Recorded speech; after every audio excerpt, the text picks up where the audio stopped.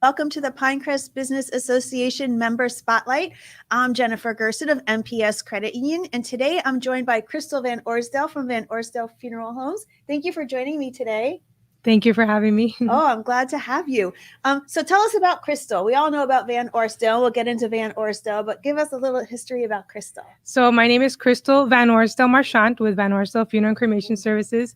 And I'm a South Florida native. I'm actually a resident of Cutler Bay. I'm happily married with my husband, Pablo, and I have 2 children, a boy and a girl. So we're both Floridians. We're few and far between us Floridians. How long has Van Orsdel been in business? Since 1924. Oh, just a couple of years. Yeah. So how many years is that? I'm trying to compute it in my head. Almost 100 years. Yes, we're getting close to our 100th anniversary. What a celebration that's going to be. Yes. Oh, we'll have to get all the business associations involved in that and celebrate that with you. Definitely. So tell me about your business and what you guys do in the community and stuff like that. So we help families create healing experiences and honor the lives of their loved ones. And we're with them during their most difficult time, and we try to make things as simple as possible for them and guide them through the process.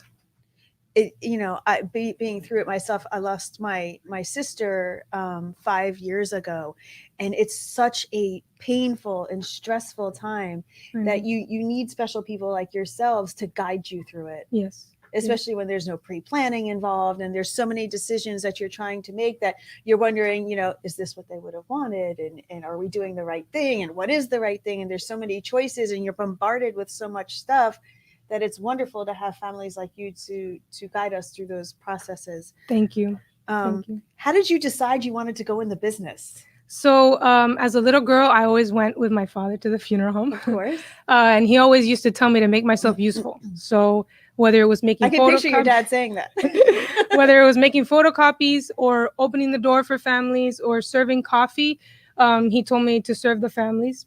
And I always did that. And then when I got to high school, he approached me and he said, I want you to make a video slideshow of a person's life. It's called a video tribute to honor that family's loved one. And so I said, I can do that. And we set up a computer. And I used to come a couple times a week after high school and create videos for families. And the first video I made, I went to that funeral service and I stood in the back and I watched the families' reactions, and they would laugh and they would cry. And I just felt really connected and fulfilled with serving in that way. And that was your aha moment that you're like, this is what I want to do. I want to follow my family's footsteps. And ever since then, I've been officially working there for 18 years. Wow. You don't look like you're old enough to be working there for 18 years, officially, unofficially longer. So I know there's trends in everything, right? So what are the latest trends in what families are interested in when it comes time to pay tribute to their loved ones? So something that is gaining popularity right now is eco-friendly funerals. And I was just interviewed a few weeks ago for the Washington Post for an article about eco-friendly options. We can offer green burials. Unfortunately, the closest green cemetery is in Gainesville, but they're looking to open closer cemeteries. So what makes a green ceremony, cemetery? Just completely natural. There's no embalming process, no chemicals. The casket has to be with no metals, just completely that it can be. So almost like a Jewish funeral, because like in our religion, we don't embalm. You're supposed to be buried in a wood box. So very similar, right? Except in those cemeteries, everybody is the same. Everybody is not embalmed. Everybody's in a. So in a Jewish cemetery, are some people embalmed? In some of them. Really? It just depends. That was just a curiosity question. I apologize. There could be. But in these cemeteries, the rule applies to the entire cemetery. So that's for burial. There's also eco-friendly options with cremated remains. And we've partnered with a company called Eternal Reefs. And what they do is that they mix people's cremated remains with an eco-friendly concrete mixture, and that becomes an artificial reef that is put in the bottom of the ocean, and it starts becoming part of the ecosystem. That's so cool. So it's kind of like you're creating a living, lasting memorial for your loved one. So the lobsters can go live on you. Yeah, they've actually been really good for the environment. Oh, I'm sure. We also have the BioTree option, which you can put cremated remains in a special urn that balances the pH of the cremated remains to help a tree grow. It's like fertilizer, for lack of better terms. Kind of. Those are the eco-friendly trends, but there's also things like we're partnering now with a new company called Eternova, and they came out on Shark Tank. What they do is that they can help turn cremated remains into a diamond. Wow. Yeah. And the reason that we chose them is because they're very personal. They actually take videos every step of the way, send it to the family, and they really care. That is really cool. You've seen where people will, buy those lockets or those containers to wear ashes around their neck. Yes. But imagine turning the ashes into an actual stone. Yes. It's very special for some families. Yeah. So absolutely. that's what's important for us, to have options and ways that people can do things that are meaningful to them. Of course, right. And everybody's meaningfulness comes in different shapes, forms, and flavors. And Exactly. How do families decide between a burial and cremation? So a lot of times people know what they want, and other times they don't. So we explain all their options. Believe it or not, studies have shown that the number one reason people choose cremation is not cost; it's actually personal preference. And a common misconception that people have is that with cremation, there's no options, or that they can't have a visitation, they can't have a funeral service. There's actually more options with cremation. Such as? Like I said, turning the ashes into a diamond, creating the and eternal they could wreath. have the service before the cremation as well, right? Exactly. But it's just a common misconception that people have. And is it a common misconception that there's a cost differential, or is there a cost differential between cremation and burial? Sometimes there is. It just totally depends. There's Right. so many options. In general, cremation can be less expensive, but like I said, it is shown that it's actually a personal preference. Right. Yeah, we were talking before we went on air. I have this fear of being buried in the ground. I have a fear of being put in a box, and I have a fear of being put underneath the soil. I guess maybe I'm a little claustrophobic while I'm here. Maybe my soul will feel differently when the time comes. But I also have a fear of being put into an oven and being cremated as well. So we were talking before we went on about burial at sea. Yes. And, that's actually, as long as they're sure that I'm not breathing, I think I might like that. That's a possibility too. As long as we follow the EPA requirements, that's a possibility. So the EPA requires, is that just based on what you passed from, or? That's part of it. And they have certain miles that you have to go out, and you just need to get a certain permit and run it by them, but it's totally possible. Wow. Yeah. Wow. And right now, the percentage of cremation is about 70%. So 70% people are choosing cremation over burial. Yes. Interesting. So, we're talking about families making decisions, when the time comes. Is there ways for people to make decisions for themselves so that we know we're doing what the person wants us to do? Yes. We call that pre-planning, and we really encourage it for emotional and financial reasons. It's so important to do this before a loved one passes away, because your mind is clear. While you're grieving, it's so difficult to make these kinds of decisions. And like you said, sometimes we see families that they were left wondering, what did mom want? What did dad want?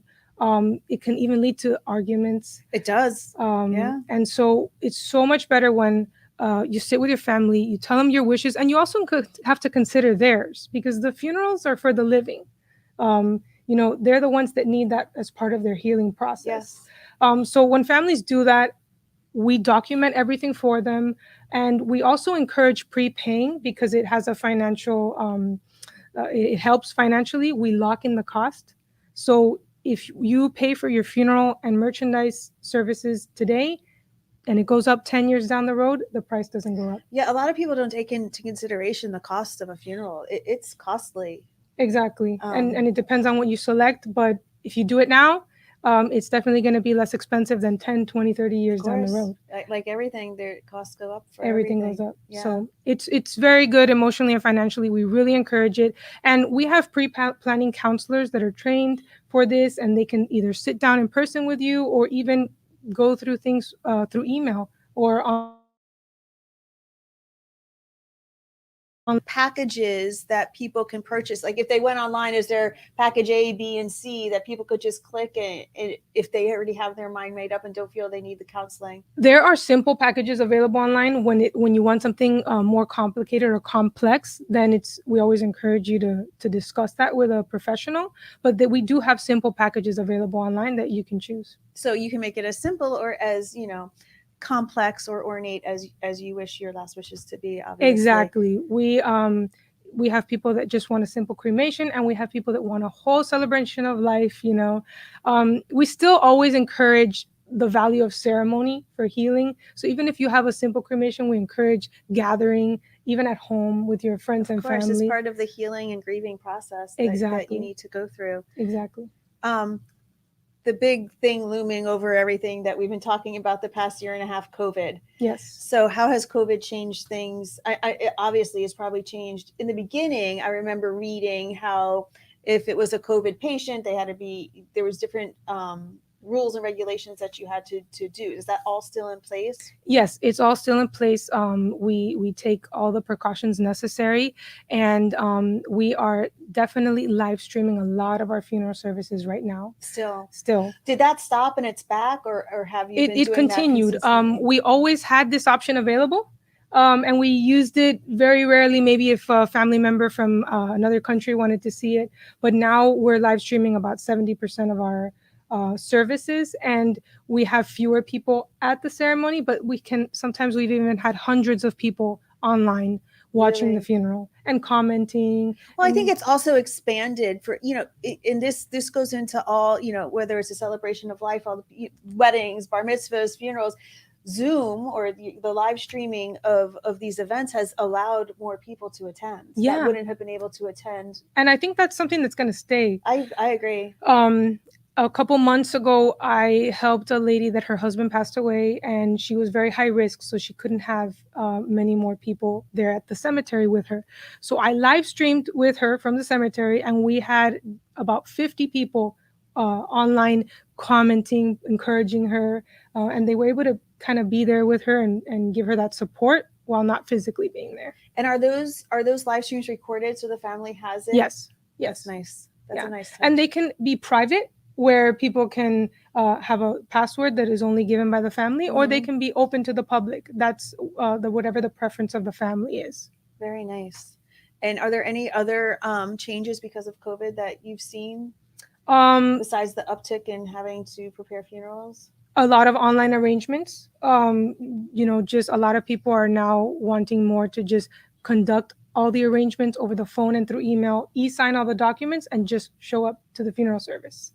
Which before people would come in a lot and meet there. But now we feel pretty confident that we can still give them all the options and everything through email or even on the phone. That's the one thing I think that has come out of the pandemic is it's made everything a lot more efficient. Exactly. For before, with all the going back and forth and the meeting in person, right, and having to sign with live ink, now you could do everything to DocuSign or e-sign, right? And I think it's really made a lot of processes more efficient. I mean, obviously, we didn't want to go through a pandemic or anything, but everything makes the world move forward in somehow or fashion.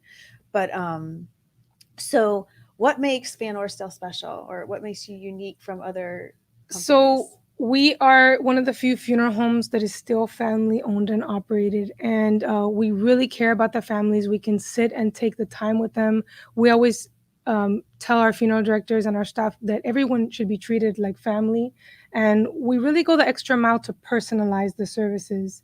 And I think that's what makes us special and sets us apart from the other funeral homes. And where are you guys located? So we have 3 locations. We have our original historic location in Midtown Miami.